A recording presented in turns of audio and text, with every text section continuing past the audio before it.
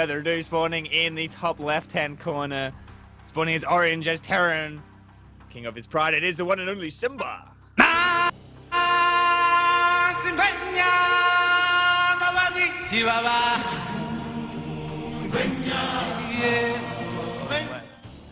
And his opponent in the lower left.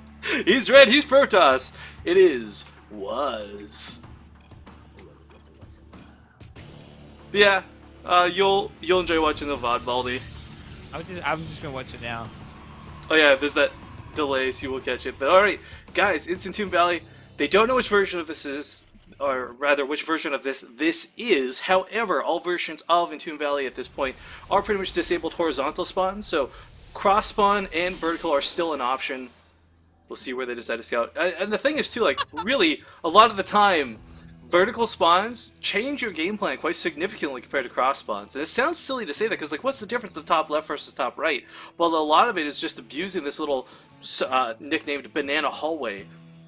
It's really easy for a Protoss player to get in here with some blink, be really abusive, but it's equally easy for a Terran player to just walk down this hallway, march it down, elevator up your units from this ledge. I mean, I can't tell you how many games I've seen one on this map specifically due to elevator usage of this one particular ledge. Well played on the Simba's pride.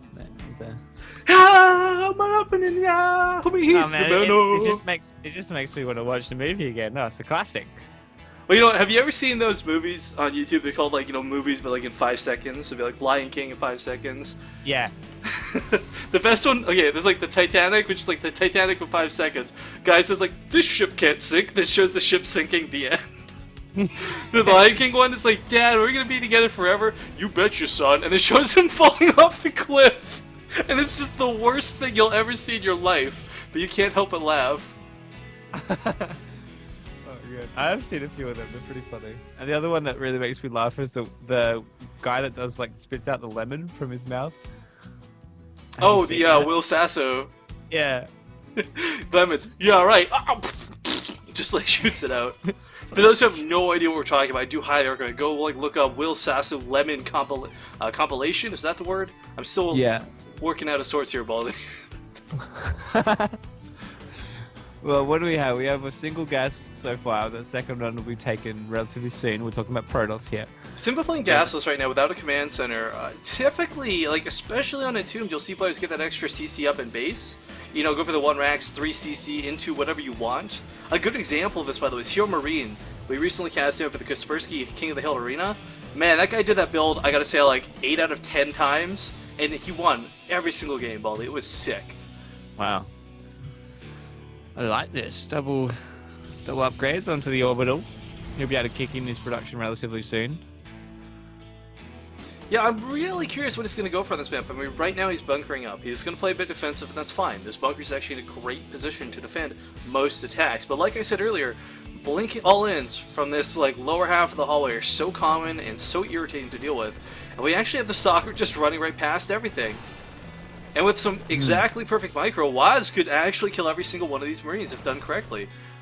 SCVs are being pulled as they are completely necessary to thwart this off, but some nice damage coming out of this Stalker.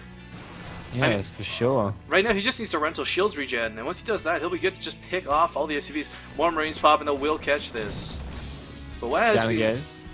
Really annoying, but more importantly, he scouts the entire base of Simba. He sees the 3 barracks coming down. He knows the expansion is up. So it's not like, okay, I'm going to sit back and play really passive. There's no way he's coming at me. No, he's seen the 3 racks. So, I mean, the potential for early pressure is definitely here. Yeah, also seeing no gas means that he knows any kind of stim or +1 or any kind of upgrades is going to be quite some delay. So he's not going to be as concerned perhaps as he might have been if you saw some gas. I like this. 3 gates on a robo right now. This is going to secure him nicely defensively. I don't know if he'll want to go offensive with this yet. We'll have to wait and see what his next tech structure will be. I would really like for him to at least put on, 3 Stalker pressure with the addition of, if not the Observer for the high ground vision, but the Immortal to just shred that bunker. Indeed. Mothership Core, interestingly, just staying defensive. Often we can see it walking across the map. Maybe we'll move out with it. No, a big part of the tell was he's leaving this at home, I would bet you almost specifically because of scouting those extra barracks. Because you're right, a lot of Protest players will use this, if not for scouting, but to harass the mineral lines. I mean, it's annoying if nothing else, and it draws the attention of the Terran player. But without that Photon Overcharge at home, he doesn't want to take a fight with a bunch of Marines. And that's exactly what we're seeing here. I like this too. WAZ is, Simba splitting up his forces, making sure there's nothing on the left, nothing on the right. Will catch himself a stalker here. Yeah. We do have the Stargate on the way, so that's actually going to delay any kind of. Well, perhaps he will just warp in a few more and then delay his initial Stargate. Were you expecting Phoenix or Void Raid, or maybe even Oracle? It's really curious to bring that up because it's hard to call nowadays. Like every single unit out of this, I'm gonna say Oracle by the way first up, just a random guess. But every unit that comes out of the Stargate is actually really effective in the TVP matchup. Now, unfortunately, Soccer was lost. So yeah, there we go, Oracle. So to explain the pros and cons of everything, just while we're waiting here, guys, the Oracle's great because it's really weak, right? It doesn't, and it's limited on the damage it can do because of its energy usage, but it's a threat. And I feel personally, between casting and playing, that threat is the strongest thing you can have, just hovering outside of your opponent's base. Knowing that that Oracle is nearby, you're going to either force turrets, and if you don't force turrets, you'll force Simba to stay at home and not want to move out for fear of losing his mineral line. And if they decide to actually move out and just ignore you, well guess what? Congratulations, that's like 10 worker kills. Oh, I only just for the first time looked at how much damage it does. No wonder. Oh my god. Yeah, 2 shots SCVs, Marines. I mean, oh, here we go though. Gonna start going to work on the mineral line. 4 workers are dead, 5 workers dead. 6, 7, 8, and it should pull back now. This is beautiful. This is beautiful. You don't want to sacrifice the Oracle. There we go. That's what I'm talking about. That's the perfect way to utilize that Oracle.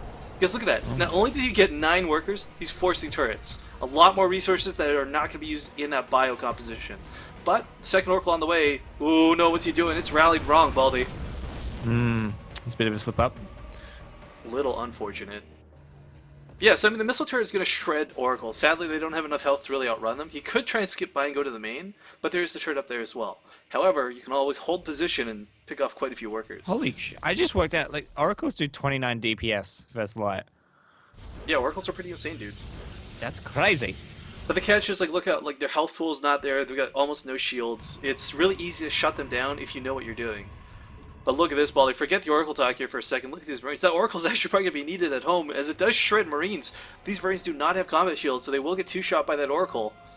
And, oh, lots of gates coming down, but no actual units. A couple Zealots, 1 overcharge. Oh, the Oracle goes down in the natural. No damage done there. So now there's actually no threat, which is a really... It's really key, actually. He doesn't have to worry about it at all. But, okay, Medivac's coming down here. Overcharge on that Nexus immediately. Oh, the Immortal! Oh, the Immortal going to get focused down so quickly by that Sim. Nice. Force fields, though. Beautifully done. However, if Simba won it, he could just go right into the main, but instead he's going to take the fight here. That overcharge is doing so much damage. Force fields and that on the time warp actually allowed the Zealots to do a lot more damage than they should be able to. But look at that pickup micro from Simba. Yeah, he's going to push this back. I mean, this Nexus cannon doing a lot of damage. Probes need to be pulled. He cannot hold those without pulling probes. Look at this. 1,000 bank. Those gateways just completed. Now he's got the extra Zealots. He's got the extra warp ins, but not the supply capability. And that overcharge still going. It lasts so long, Baldy. It will go down, though. But look at this. Now we've got... Yeah, the probes being pulled way too late at this point. I mean, those probes should have been pulled when the Zealots were warping in. And Nexus goes down. He might actually stave this off for the time being, but it's the follow-up. Look at this, continuing to rally Marines across the field. Is Simba. Yeah, he's done so much damage. Look here, like 5,000 minerals lost in total. Yeah, I mean, getting that expansion was massive. Factory landed. He can start producing Widow Mines if he wanted here as well. In fact, he is producing Widow Mines here. So, I mean, this is really well done by Simba. Colossus now coming out with some sentries as well, but no extended thermal lands. Look how short that range is. Yeah. And even if he holds this, I mean, he will, but, like, what... You're so far behind at this point, you're forced to counterattack. And I feel that what Simba has on the field can easily handle the counterattack. I don't think he's going to get this Widow Mine out. I think he will. Imagine if he's able to put it into where the natural is. Oh, man. I would love to have seen him put it where the Nexus would normally. Some Zerg tactics, bro, to deny the building. Well, what am I going off on a couple probes there, but really, I mean, not catching anything important. And Simba, look how little stalkers there are in this composition. There's no blink available either. He can just pick up and run. His army's in no real danger. Oh, pylon does go down. Not in time to cancel those zealots, but you know the Colossi are really the only part that's concerning here for Simba. But you know he's got so many medevacs. Well, let's consider too. Like, okay, oh, never mind. GG. Third base is coming as well for Simba, so he's in a really good spot. You know, even if he did lose there, wouldn't necessarily have to pull out. Like he was so far ahead. So I hate having to pull out. It sucks.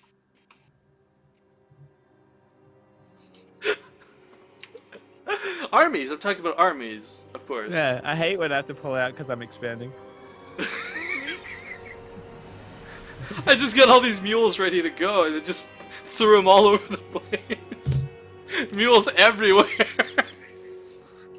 So BM, where's your respect? All right, ShamWow currently playing against Son Goku. We might need to get it to Shamwell in a second. Let's see if I can add this guy. And see.